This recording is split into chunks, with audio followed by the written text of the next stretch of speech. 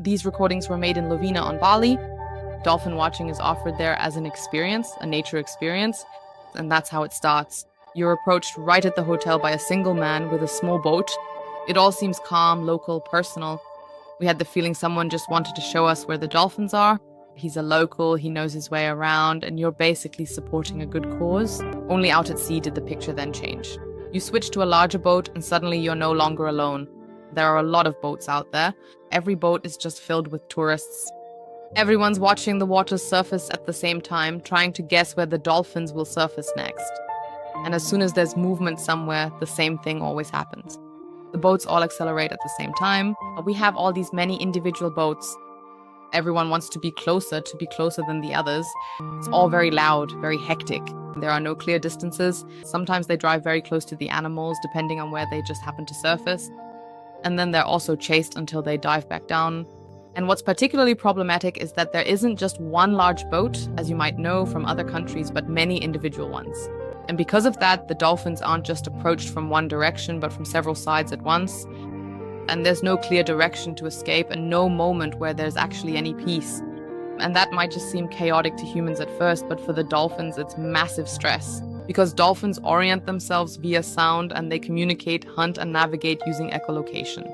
Many engines running at the same time don't just mean background noise or being a bit annoying for them. Instead, it's a permanent disruption of exactly those senses that they rely on. But they can't escape this noise, they can't tune it out.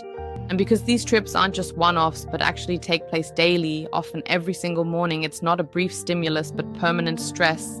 I'm not saying this out of a spontaneous gut feeling. We experienced it that way ourselves. And I have a master's degree in animal welfare science, and I'm also professionally involved in animal protection. And I can really say from this perspective too, it's clear that when wild animals are specifically sought out, then surrounded and regularly chased, it's no longer respectful observation.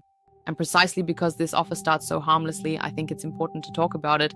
I think many people, if they knew exactly how it works, would also decide against it. Because it really does seem a bit more like a hunt than natural observation.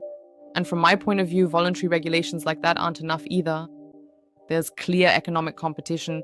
Many boats are out at the same time. Everyone wants to offer their viewers something better, so to speak. We need clear boundaries and binding bans against the pursuit of dolphins. And if you feel the same way, I've put together specific contact addresses on my website. There you'll find the Bali Tourism Board, the local tourism management in Lovina, and the Indonesian embassy in Germany.